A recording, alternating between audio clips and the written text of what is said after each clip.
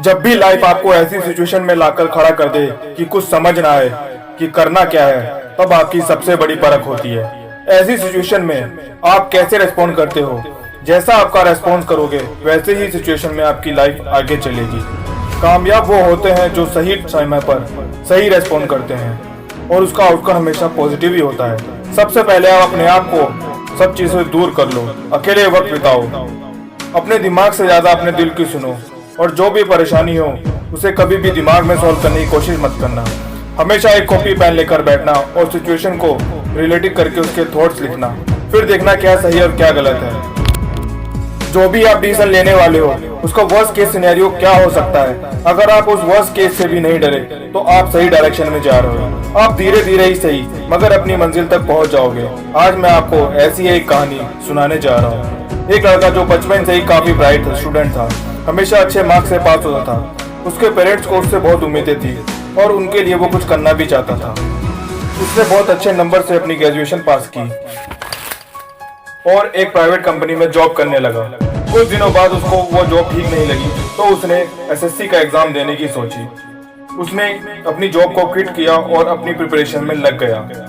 उसे लगा कि ये पढ़ने में अच्छा है और आसानी से इस एग्जाम को क्रैक कर लेगा, मगर उसे पता नहीं था इस कॉम्पिटिटिव फील्ड में जहां 2 साल मेहनत करने के बाद भी उसे एग्जाम को नहीं निकाल पाया।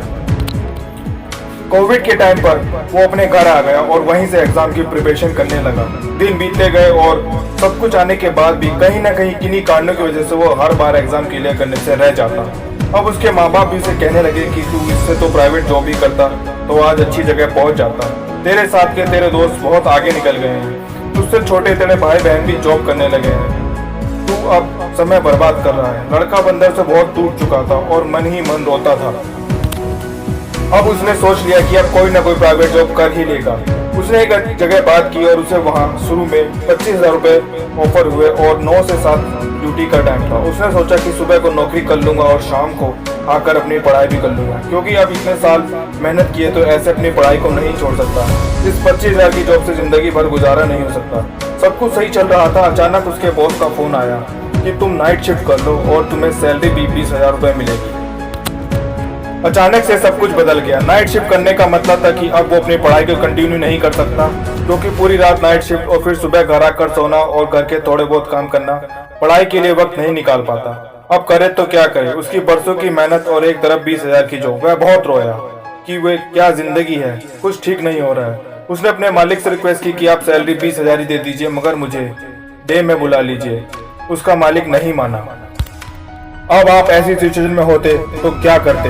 वो खूब रोया, खूब सोचा, फिर उसने अंत में डिसीजन लिया कि अगर जिंदगी में कुछ बनना है तो जो तूने सालों तक मेहनत की है वही तुझे तेरी मंजिल तक पहुंचा सकती है। इसलिए उसने उस नौकरी को छोड़ दिया और एक बार फिर पूरे विश्वास के साथ अपनी तैयारी में लग गया और इस बार सफल हो गया। अगर वो अपने घर वालों या आस पड़ोस की बातें सुनकर उसी प्राइवेट नौकरी को करता तो आज वहीं पर रह जाता। इसलिए जब भी आप ऐसी सिचुएशन में आए जहां कुछ समझ नहीं आए, हमेशा अपने दिल की सुनो और किसी टेम्परेरी चीज के लिए अपनी सालों के गोल को बर्बाद मत करो। जब भी आपको कुछ समझ ना आए तो आप कुछ नया नहीं करें, आप वो करें जो आप बरसों से करते आ रहे हैं और उस पर गौर करें कि आप गलत क्या कर रहे हैं। जब भी आप किसी प्रॉब्लम में पड़ते हैं आप उसे छोड़कर कुछ नया करने की सोचते हैं। वो आपको नया लगेगा मगर वो नया होता नहीं है, क्योंकि उसको करने वाले भी तो आप ही होते हो। हमें एक जगह रुक जाना चाहिए और सोचना चाहिए कि ये सब हुआ क्यों है, पहले के काम में प्रॉब्लम क्या थी, उसे ठीक करो और अब जो काम आप करोगे वो नया होगा।